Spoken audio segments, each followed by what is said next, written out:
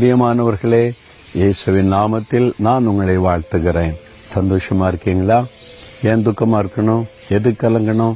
ஆண்டவர் என்ன சொல்றார் தெரியுமா? யோவேல் 3:16 கர்த்தர் தமது ஜனத்திற்கு அடைக்கலமும் இஸ்ரவேல் புத்திரருக்கு அரணான கோட்டையுமாயிருப்பார்.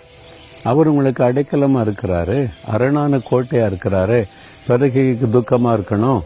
நமக்கு அடைக்கலம், நமக்கு கோட்டை.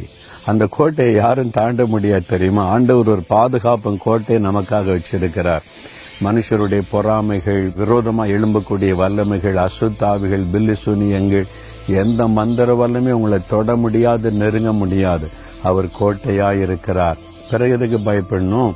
நான் கூட இங்க ஊழியம் செய்த போது பலத்த எதிர்ப்புகள், ஒரு பக்கம் மந்திரவாத பில்லி சூனியம், ஒரு பக்கம் பொறாமை கொண்ட மனிதர்கள், என்னென்னவோ காரியம் நடந்தது.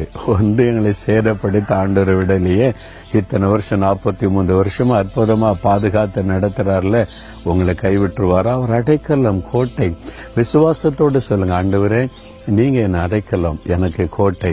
சாத்தான் என்னை சேதப்படுத்த முடியாது, என்னை எதுவும் பாதிக்காது. என் குடும்பம், என் வேலை, என் தொழில், என்னுடைய ஊழியம் எல்லாவற்றுக்கும் நீங்க தான் பாதுகாப்பின் கோட்டை. சொல்றீங்களா?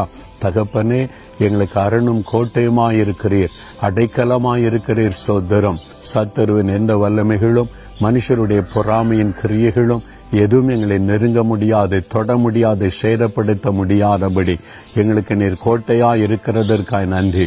இந்த மகனுக்கு, இந்த மகளுக்கு, அவருடைய குடும்பத்துக்கு, அவருடைய வருமானத்திற்கு, தொழிலுக்கு, ஊழியத்திற்கு, எல்லாவற்றிற்கு நீங்கள் பாதுகாப்பின் கோட்டையா இருக்கிற அன்பிற்காய் ஸ்தோத்திரம், ஸ்தோத்திரம்.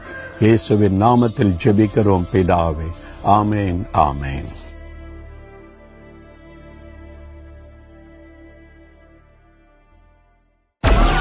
Download Moj.